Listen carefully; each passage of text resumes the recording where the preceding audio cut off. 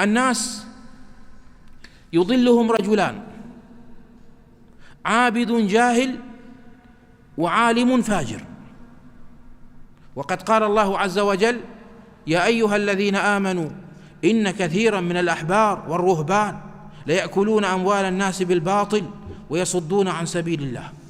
الأحبار عندهم علم، والرهبان عباد. قال سفيان الثوري: يقال تعوذوا بالله من فتنة العابد الجاهل وفتنة العالم الفاجر، فإن فتنتهما فتنة لكل مفتون.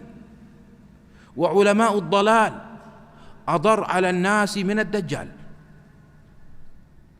فقد روى الإمام أحمد بإسناد صحيح عن أبي ذر قال: سمعت رسول الله صلى الله عليه وسلم يقول: غير الدجال أخوف على أمتي من الدجال. فقلت: يا رسول الله، أي شيء أخوف على أمتك من الدجال؟ قال: الأئمة المضلين. قال عيسى بن سنان: سمعت وهب بن منبه يقول لعطاء الخراساني: كان العلماء قبلنا استغنوا بعلمهم عن دنيا غيرهم.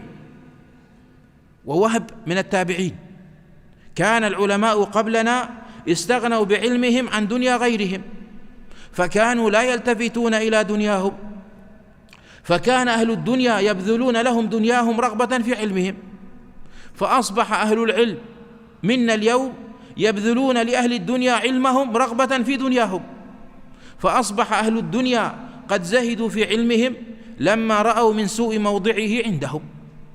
يعني رأوا العلم ليس له قيمة عندهم لأنهم اشتروا به الدنيا.